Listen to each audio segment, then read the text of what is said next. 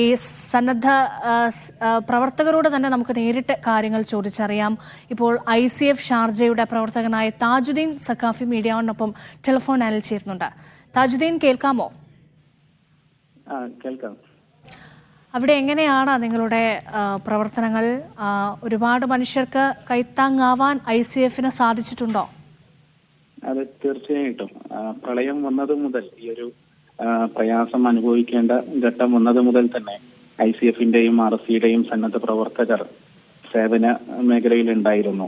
പ്രത്യേകിച്ച് ഷാർജ, അൽ ഖാസിമിയ, അബുഷഗാറ, അൽ നഹദ, അൽ വഹദ തുടങ്ങിയ ഏരിയകളിൽ നിരവധി കുടുംബങ്ങൾ ഒറ്റപ്പെട്ടു പോയ അവസ്ഥ ഉണ്ടായപ്പോൾ അവിടത്തേക്ക് 3-4 ഷിഫ്റ്റുകളായി നൂറുകണക്കിന് പ്രവർത്തകർ ഒത്തുചേർന്ന് നമ്മുടെ കുടുംബങ്ങളിലേക്ക് ഭക്ഷണവും വെള്ളവും, പ്രത്യേകിച്ച് കുട്ടികളടക്കമുള്ള കുടുംബങ്ങൾ വല്ലാത്തൊരു പ്രയാസത്തിലായ സമയത്ത് 18-20 നിലകൾക്ക് ലിഫ്റ്റ് സൗകര്യം പോലും ഇല്ലാതെ ഇരിക്കുമ്പോൾ അവിടേക്ക് നമ്മുടെ പ്രവർത്തകർ കയറി ചെന്ന് അവർക്ക് വേണ്ട വസ്തുക്കളൊക്കെ കൊടുക്കുകയും മറ്റു കാര്യങ്ങളൊക്കെ ചെയ്ത് അവരെ കെയർ ചെയ്യുകയാണ്.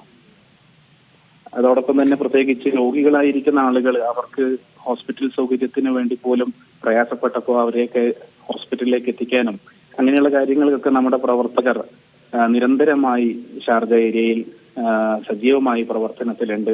അതോടൊപ്പം തന്നെ ഇപ്പോൾ നിലവിൽ Sharjah ICF welfare team meeting നടന്നുകൊണ്ടിരിക്കുകയാണ്.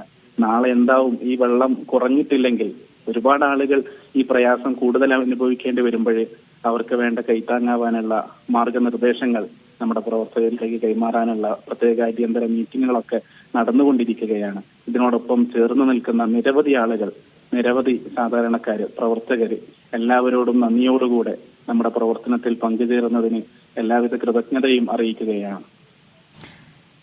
ശ്രീ താജുദ്ദീൻ സഖാഫി, എല്ലാവിധ നന്ദിയും നമ്മളും അറിയിക്കുകയാണ്. കാരണം ഇത്രയും മാതൃകാപരമായ പ്രവർത്തനങ്ങൾ ഇത്രയും കുറഞ്ഞ സമയത്തിനുള്ളിൽ വളരെ ഭംഗിയായി നിങ്ങൾ ചെയ്യുന്നുണ്ട്. തീർച്ചയായും ICF-ന്റെ എല്ലാ പ്രവർത്തകർക്കും എല്ലാ ആശംസകളും നേരുകയാണ്. മുന്നോട്ടും ഇനി അങ്ങനെ തന്നെ മനുഷ്യരുടെ കൈപിടിച്ച് മുന്നോട്ട് പോകാൻ കഴിയട്ടെ. ഇപ്പോൾ